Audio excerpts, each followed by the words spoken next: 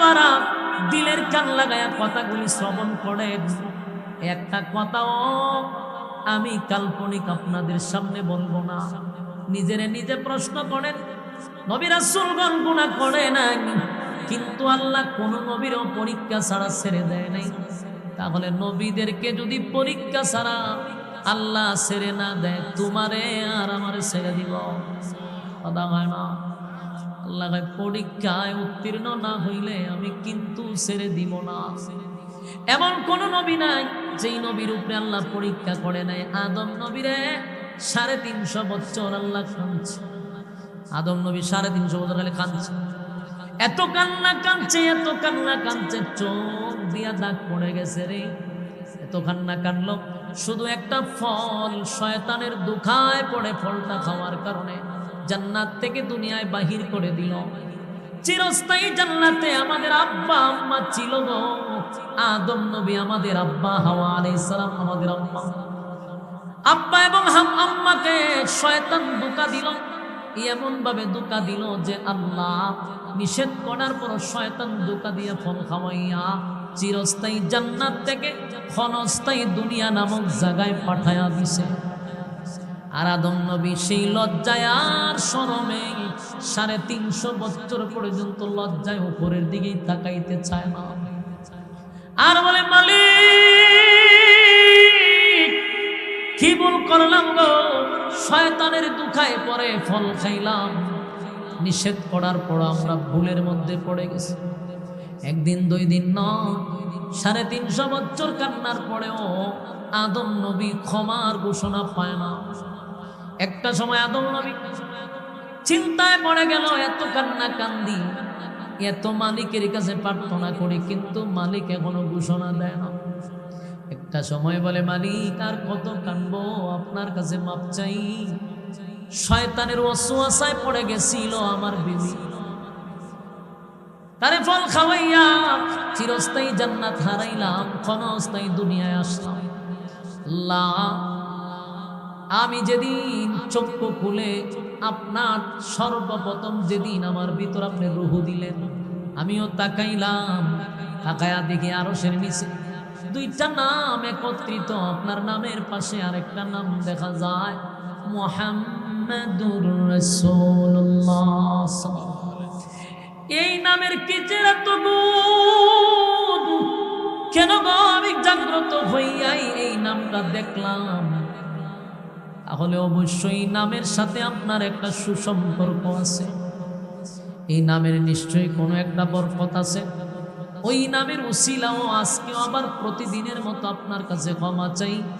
ওই নামটা যদি আপনার কোনো প্রিয় বস্তু হয়, কোনো প্রিয় ব্যক্তি হয়, ওই নামের উসিলায় আমি আদম রে আপনি ক্ষমা করে দেন। আল্লাহ রাব্বুল আলামিন সাথে সাথে সাথে সাথে ক্ষমার ঘোষণা দিয়া দিল, জিবরাইল রে পাঠায়া দিল, আদম রে 350 বছর কানলি, এমন একটা নাম আজকে উচ্চারণ করলি যেই নামের সাথে আমার গভীর সম্পর্ক। আমি আল্লাহ আমার বন্ধুর নামের খাতিরে আমি আদম তরে মাফ করে দিলাম, তোর বিবিরও মাফ করে দিলাম। সুবহানাল্লাহ। আল্লাহ রাব্বুল আলামিন পরীক্ষা নিছে, পরীক্ষা ছাড়া কোন নবীরে ছাড় দেয় নাই।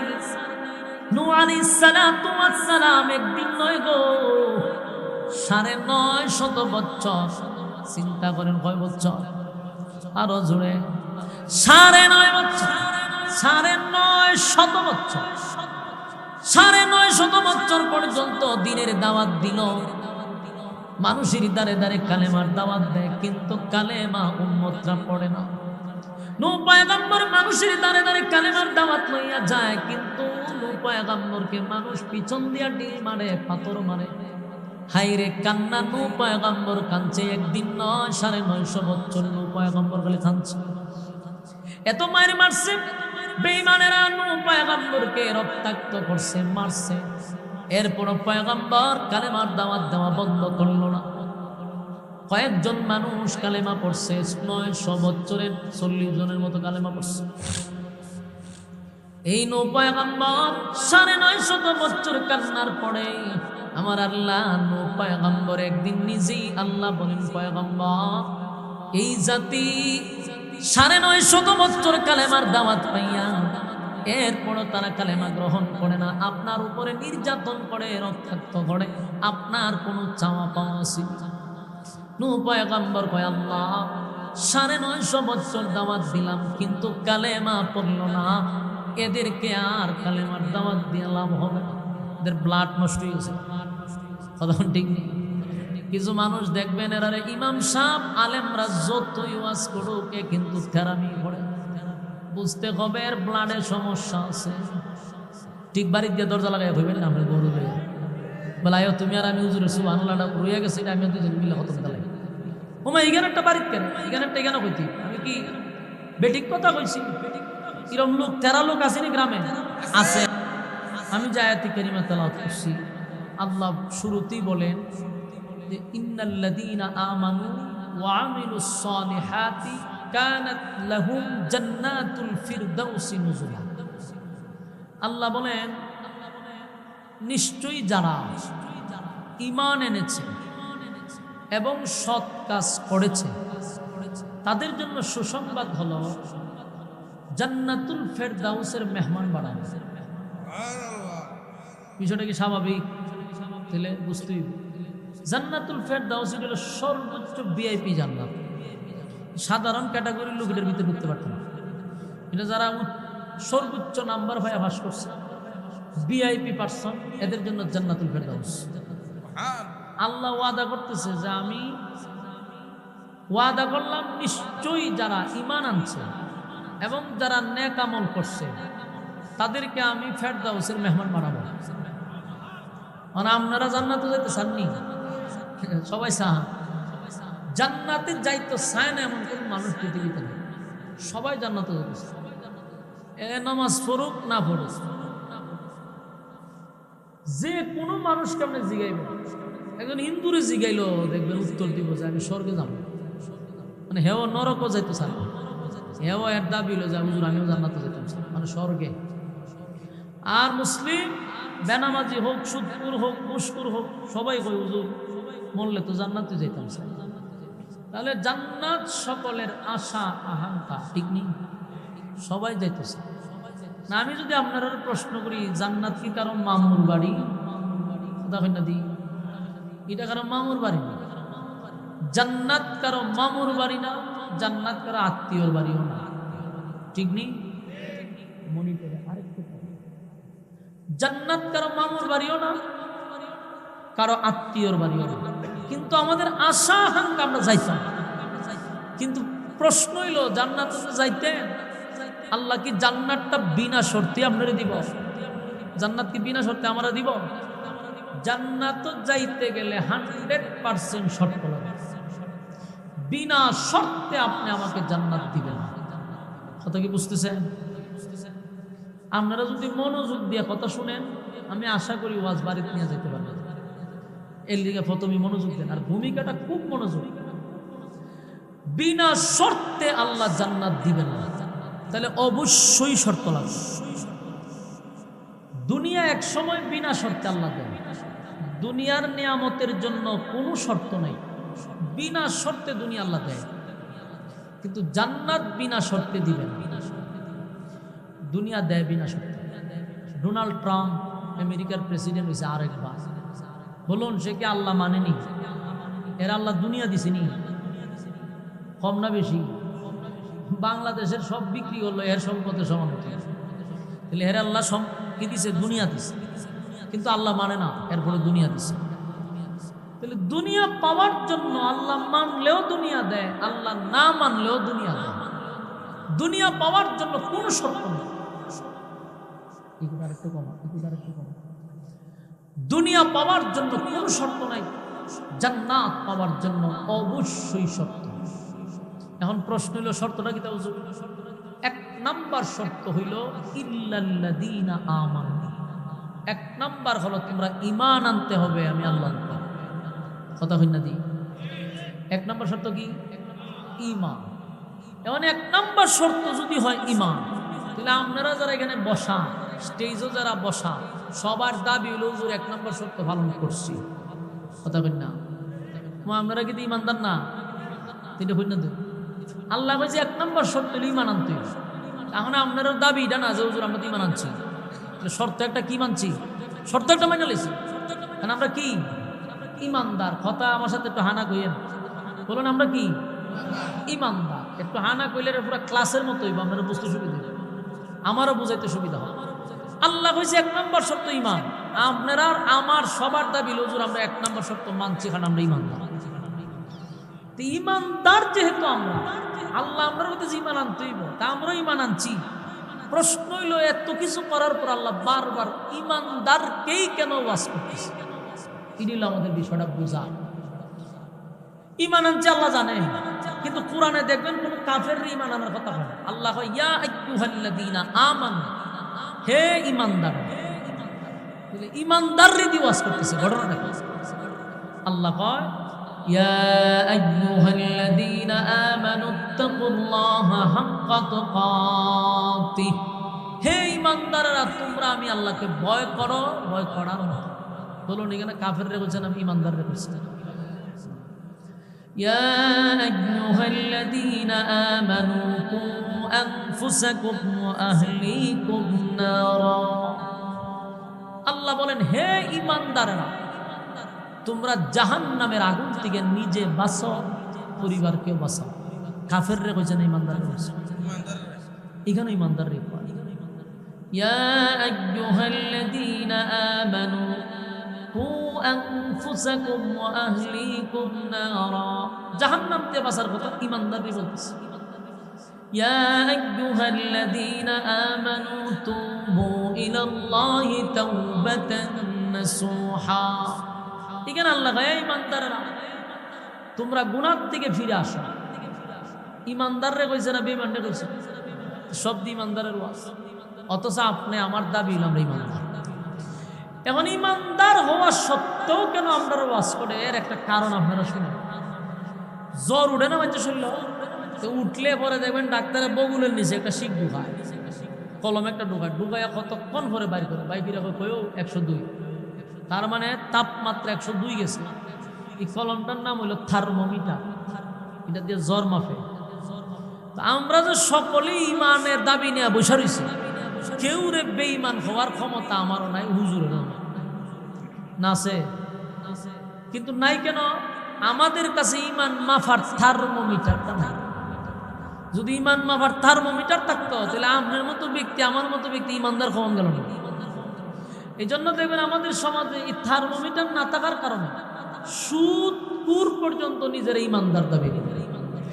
ঘুষ করে হয় আমি ঈমানদার, একটা বেনামাজি হেও হয় ঈমানদার, একটা বেফরদা সেও হয় ঈমানদার, একটা লম্পট জানাকুর সেও হয় ঈমানদার, এরা দুর্নীতিবাজেও হয় ঈমানদার, মদ করেও হয় ঈমানদার। আছে না নাই? কেন সুদ করে ঈমানদার দাবি করে কেন? ঘুষ করে ঈমানদার দাবি করে কেন? বেনামাজি ঈমানদারের দাবি করে কেন? কারণ এর দাবি করতে পারতেছে, কারণ আমার কাছে থার্মোমিটার নেই। এ ভাই আমি ঈমানদার, কিন্তু আমি কথা বলতে পারতাম না যে রে তুই তো বেঈমান, তুই তো সুদখোর, কিন্তু কথা বলবো কেমনে, আমার কাছে থার্মোমিটারটা নাই। এই সুযোগে সমস্ত সুদখোর, ঘুষখোর, বেনামাজি, বেপরদাওয়ালা ঈমানদারের দাবি লিয়ে বলেছে। ঠিক নেই? আল্লাহ হয় আমার কাছে থার্মোমিটার আছে, আমি দেখি তোদের ঈমানের পয়েন্ট 0, আমি দেখতেছি। এই জন্য আল্লাহ বারবার কোরআনে ঈমানদারের ওয়াজটাই বেশি করছে। আল্লাহ তোরা দাবি লইয়া বলিস ঈমানদার, কিন্তু আমি দেখি তোদের ঈমান নাই। এই জন্য তোদেরকে ওয়াজ করতেছে, হে ঈমানদার ঈমান আন, হে ঈমানদার আমারে ভয় কর, হে ঈমানদার জাহান্নাম থেকে বাঁচ। এই জন্য আল্লাহ ঈমানদার। এখন বলুন আমাদের ঈমান দাবি করি যতটুকু, আছে কতটুকু জানার ক্ষমতা আমাদের নাই, কিন্তু প্রত্যেকের মনে মনে জানা আছে। আপনার ঈমান তো আমি জানি না, কিন্তু আপনারটা আপনি জানেন। এই জানার ক্ষমতা আল্লাহ দিছে, কথা হয় না? আমার ঈমান কতটুকু এটা আমি জানি, এই ক্ষমতা আমারই দিছে, কিন্তু আপনার ঈমান কতটুকু এটা জানি না। এই জন্য আপনি সুদ করে আমার বুঝাইতেছেন হুজুর আমি একজন ঈমানদার, আর আমি যদি ঘুষ খাই আমি আপনার উপর জানি ঈমানদার, কারণ আমারটা মাফার ক্ষমতা আপনার না, কিন্তু আমার ভিতরেরটা আমি নিজেই জানি। বাস্তব না বাস্তব? এই জন্য আল্লাহ কয় রে ঈমান আন। তখন প্রথম প্রশ্ন হলো, মনে করেন আমরা ঈমান আনছি, ইল্লাল্লাযীনা আমানু, এক নাম্বার ঈমান আনছি, কিন্তু ঈমান যদি সত্যিকারই আপনার না থাকেন, 100% আপনার উপরে ঈমানের একটা পরীক্ষা আল্লাহ নিবে। বুঝেন নাই মনে কথা? আপনি যখনই নিজেকে ঈমানদার দাবি করবেন তখনই আল্লাহ আপনাকে ঈমানের পরীক্ষা নেবে। এই পৃথিবীতে যারা নিজের ঈমানদার দাবি করে আল্লাহর তৈরি জান্নাতের মেহমান হবে হইছে, কেউ পরীক্ষা না দিয়ে জান্নাতে যেতে পারবে না। আল্লাহ পরীক্ষা নিবে, এরপরে জান্নাত দিবে। এটা কি বিশ্বাস আছে আপনারা? বিনা পরীক্ষায় জান্নাত পাবেন না।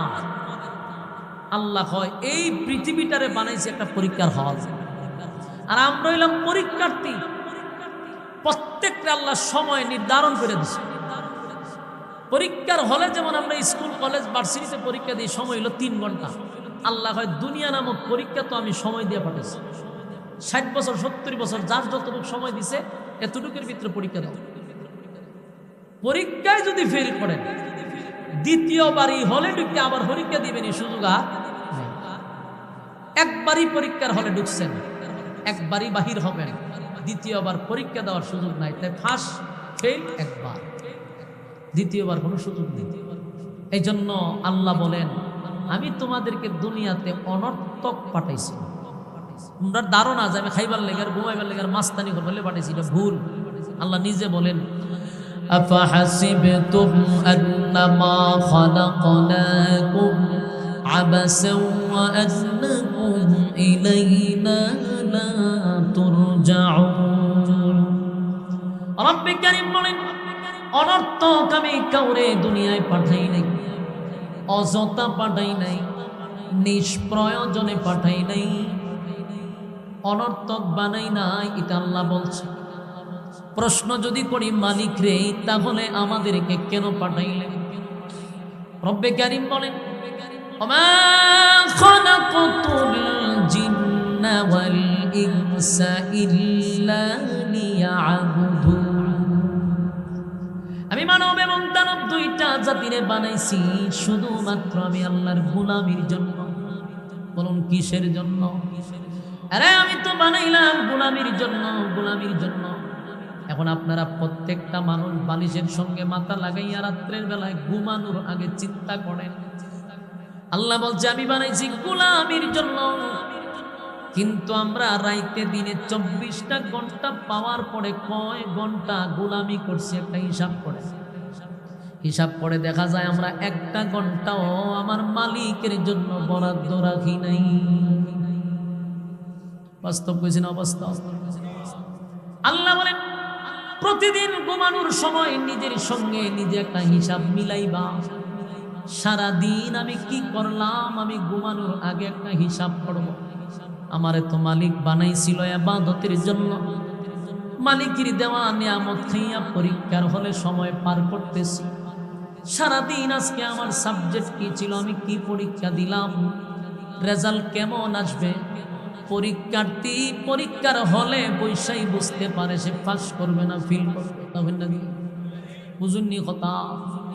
আপনারা যারা স্কুল কলেজ মাদ্রাসায় ভার্সিটিতে পরীক্ষা দিছেন, বলুন তো দেখি আপনি পরীক্ষার পরে রেজাল্ট আসবে ফেল না পাস, এটা কি পরে বোঝা যায় না? হলো বই বুঝুন যায়, হলে বৈশাই বোঝা যায় যে আমি কি লেখা লিখছি, আমি নিজে বুঝতেছি পাস করব না ফেল করব। তা আপনি আমি সারাদিন যা খাম দিনের খাম রাত্রের খাম করি, এতে আমি নিজেই বুঝি যে আমি পরীক্ষায় ফেল না পাস। কথা হয় না? আল্লাহ বলেন, তাই তো আমি বললাম প্রতিদিন নিজের মধ্যে একটা হিসাব করা দরকার। আমি আমার সারা দিনে আজকে মালিকরে কয় ঘন্টা সময় দিলাম রে, আমারে মালিক কেন পাঠাইলো, আমি মালিকের জন্য কি করলাম, হিসাব নিজে নিজেই করতে হয়। আল্লাহ বলেন, বান্দা আমি কিন্তু পরীক্ষা না নিয়া একটা বান্দাকেও জান্নাতে দিব না। তুমি যদি নিজের ইমানদার দাবি করো 100% তোমার উপরে পরীক্ষা হবে। কথা হয় না? পৃথিবীতে যারা সমস্ত নবী কুল, আদম নবীর থেকে নিয়ে ঈসা রূহুল্লাহ, লক্ষাধিক নবী রাসূল দুনিয়ায় পাঠাইছে। আমাদের আহলে সুন্নাত ওয়াল জামাতের আকীদা হলো নবীরা হলো মাসুম। নবীরা হলো মাসুম, নবীদের কোনো গুনাহ নাই। এটা কি আপনাদের আকীদা? ওই কথা কই না? আমাদের আকীদা হলো নবীরা মাসুম, নবীদের কোনো গুনাহ নাই, নবীদের কোনো গুনাহ নাই। তাহলে নবীরা যেহেতু মাসুম, নবীদের গুনাহ নাই রে, আমার আল্লাহ কেন নবীদের থেকেও পরীক্ষা নিল? একটা নবীরেও বিনা পরীক্ষায় ছেড়ে দেয় না। যুবক ভাইরা, মুরব্বী বাবারা, দিলের কান লাগায়া কথাগুলি শ্রবণ করেন। একটা কথাও আমি কাল্পনিক আপনাদের সামনে বলবো না। নিজেরে নিজে প্রশ্ন করেন, নবী রাসূলগণ গুনাহ করে নাই, কিন্তু আল্লাহ কোন নবীরও পরীক্ষা ছাড়া ছেড়ে দেয় নাই। তাহলে নবীদেরকে যদি পরীক্ষা ছাড়া আল্লাহ ছেড়ে না দেয়, তোমারে আর আমারে ছেড়ে দিব? কথা হয় না। আল্লাহ পরীক্ষায় উত্তীর্ণ না হইলে আমি কিন্তু ছেড়ে দিব না। এমন কোন নবী নাই যেই নবীর উপরে আল্লাহ পরীক্ষা করে নাই। আদম নবীরে 350 বছর আল্লাহ কাঁদছে। আদম নবী 350 বছর আলে কাঁদছে, এত কান্না কাঁদছে, এত কান্না কাঁদছে, চোখ দিয়া দাগ পড়ে গেছে রে। এত কান্না কাঁদলো, শুধু একটা ফল শয়তানের দুখায় পড়ে, ফলটা খাওয়ার কারণে জান্নাত থেকে দুনিয়ায় বাহির করে দিল। চিরস্থায়ী জান্নাতে আমাদের আব্বা আম্মা ছিল গো। আদম নবী আমাদের আব্বা, হাওয়া আলাইহিস সালাম আমাদের আম্মা। আব্বা এবং আম্মাকে শয়তান ধোঁকা দিল, এমন ভাবে ধোঁকা দিল যে আল্লাহ নিষেধ করার পর শয়তান ধোঁকা দিয়া ফল খাওয়াইয়া চিরস্থায়ী জান্নাত থেকে ক্ষণস্থায়ী দুনিয়া নামক জায়গায় পাঠায়া দিছে।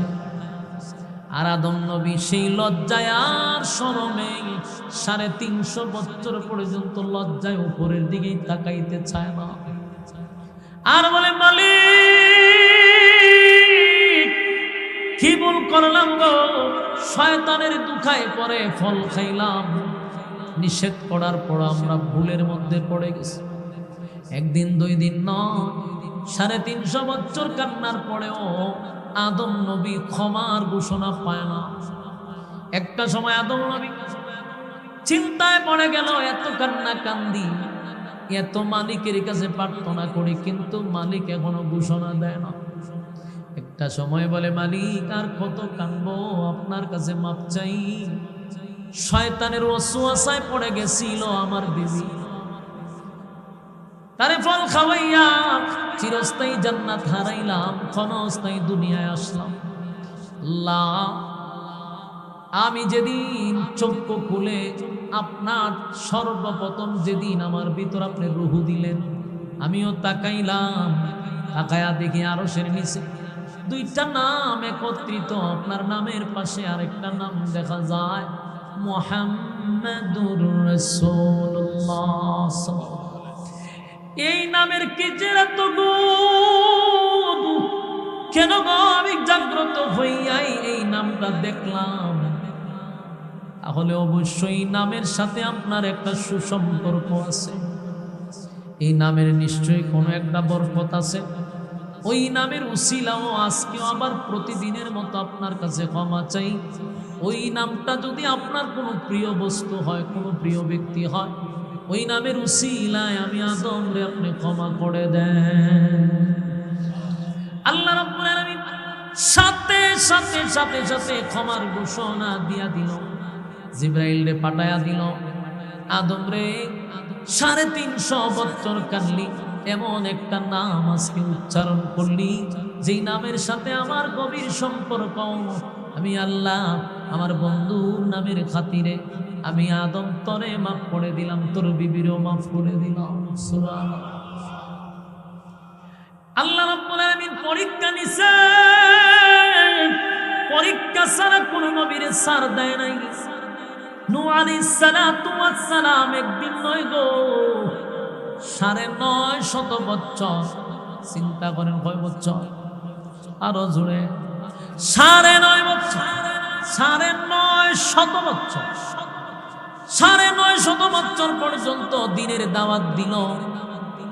মানুষের দ্বারে দ্বারে কালেমার দাওয়াত দেয়, কিন্তু কালেমা উম্মতরা পড়ে না। নূহ পয়গম্বর মানুষের দ্বারে দ্বারে কালেমার দাওয়াত লইয়া যায়, কিন্তু নূহ পয়গম্বরকে মানুষ পিছন দিয়া ঢিল মারে, পাথর মারে। হাইরে কান্না, নূহ পয়গম্বর কাঁদছে। একদিন নয়, 950 বছর নূহ পয়গম্বর বলে কাঁদছে। এত মায়ের মারছে বেঈমানেরা, নূহ পয়গম্বরকে রক্তাক্ত করছে, মারছে। এরপর পয়গম্বর কালেমার দাওয়াত দেওয়া বন্ধ করল না। কয়েকজন মানুষ কালেমা পড়ছে, 900 বছরের 40 জনের মতো কালেমা পড়ছে। এই নূহ পয়গম্বর 950 বছর কান্নার পরে আমার আল্লাহ নূহ পয়গম্বর একদিন নিজেই আল্লাহ বলেন, পয়গম্বর এই জাতি 950 বছর কালেমার দাওয়াত পাইয়া এরপরও তারা কালেমা গ্রহণ করে না, আপনার উপরে নির্যাতন করে, রক্তাক্ত করে, আপনার কোনো চাওয়া পাওয়া আছে? নূহ পয়গম্বর কয়, আল্লাহ 950 বছর দাওয়াত দিলাম কিন্তু কালেমা পড়ল না, এদেরকে আর কালেমার দাওয়াত দিয়ে লাভ হবে না, এদের ব্লাড নষ্ট হয়ে গেছে। কথা ঠিক নেই? কিছু মানুষ দেখবেন এরারে ইমাম সাহেব আলেমরা যতই ওয়াজ করুক এ কিন্তু থেরাপি পড়ে, বুঝতে হবে এর ব্লাডের সমস্যা আছে। ঠিক বাড়ির দিয়ে দরজা লাগাই হইবেন আপনি বললে বলাই তুমি আর আমি হুজুর নষ্ট, আপনি খাসা বঞ্চিত হতেন বাইরে, আল্লাহ বাইরিতাম না, একবারে শেষ করে হয় আল্লাহ আপনি ধ্বংস করে দেন। আল্লাহ কয় তাহলে কোন প্রস্তুত থাকতো সব করে ধ্বংস করে হমানে ফানি দিয়া সব ধ্বংস করে দিচ্ছে, জায়গা শেষ করে দিচ্ছে। নূহ পয়গম্বর একদিন 2 দিন নয় 950 বছর দাওয়াত দিয়া তারপরে উম্মতের জন্য আল্লাহর কাছে বলছে যে আল্লাহর ব্লাড নষ্ট, নেক্সট জেনারেশন যেন নষ্ট না হইলে এরা নষ্ট করে। নূহ পয়গম্বরও কাঁদছে, আজম নবীও কাঁদছে, অসংখ্য নবীদের ইতিহাস।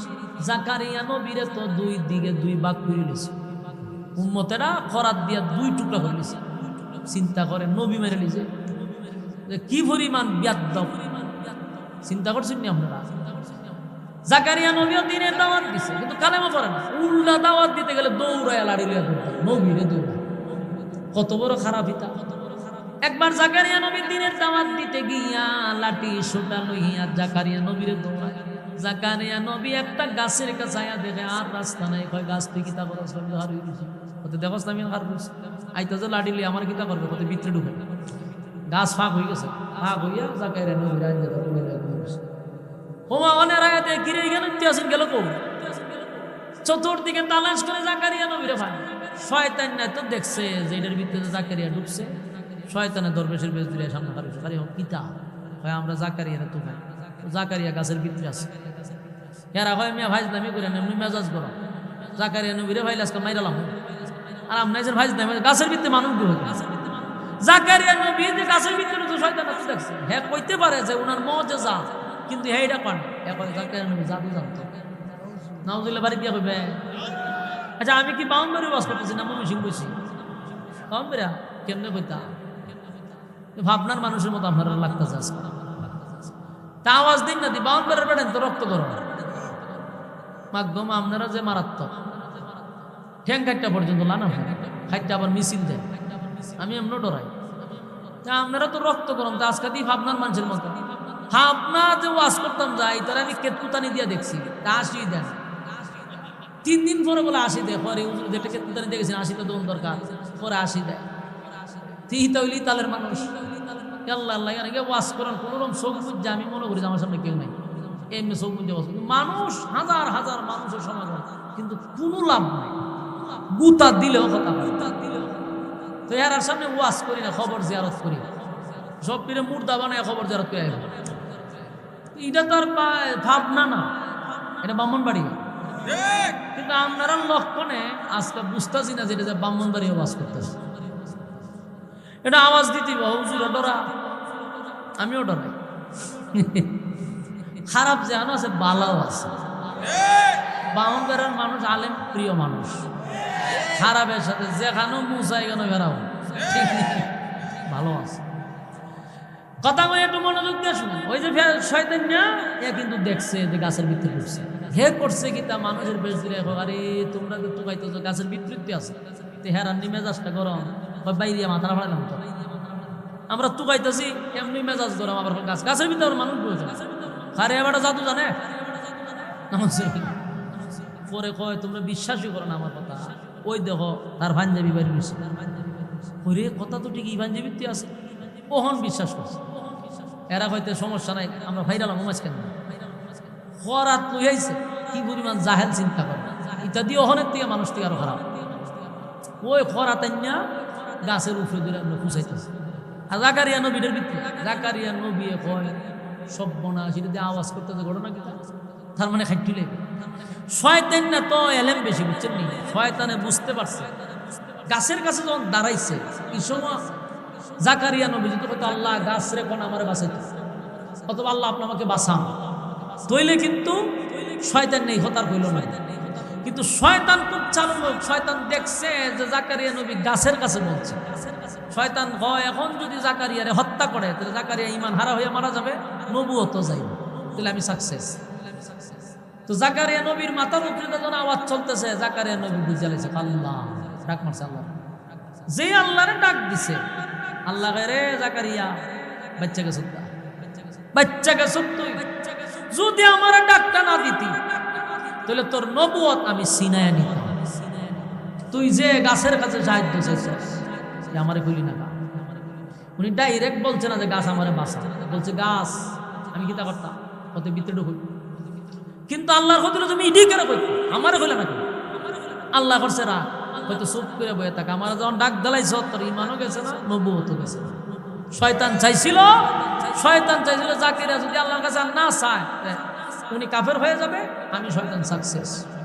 কিন্তু জাকারিয়া তো পয়গম্বর, কয় আল্লাহ আপনি ছাড়া কোনো ভয় না।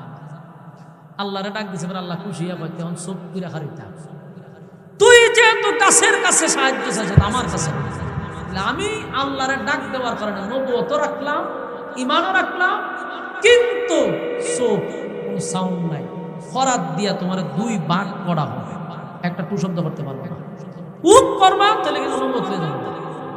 জাকারিয়া নবী এইভাবে খার হইছে, মাথার উপরে ফরাত দিয়া ফাইরা দুই টুকরা করছে, একটা সাউন্ডও করছে। আল্লাহ বলছে সাউন্ড করা যেত, সাউন্ডও করছে। বলুন পয়গম্বর কোন গুনাহ ছিল, নিষ্পাপ, পরীক্ষায় উত্তীর্ণ, পরীক্ষায় ফেল মারছে না, পরীক্ষা পাস করেছে। সুবহানাল্লাহ।